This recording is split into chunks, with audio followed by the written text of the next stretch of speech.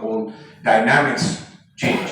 So this is the most responsible job, if I would say today, and it brings a lot of pressure for all of you. Now, when journalists work in the environment where things are not favorable for them, if they are really not free from their everyday deals at home, then it becomes more difficult to bring the truth out.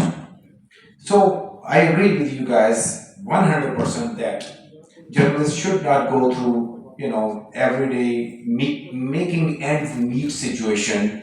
They should make enough money so they can run their, family matters without any trouble. So they can pay attention, the most of the attention, to do this most important job which they adopted.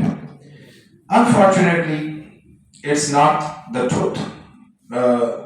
So Sa'diyah and some of you shared the numbers, which I was like 2022, just alone, 86 journalists paid the ultimate price, with their life to bring the truth in front of us.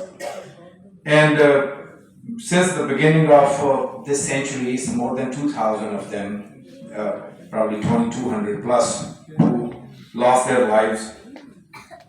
And Sa'diyah's husband, Azizullah Haydari, who gave his life during the war on terror in Afghanistan along with the 4 other journalists.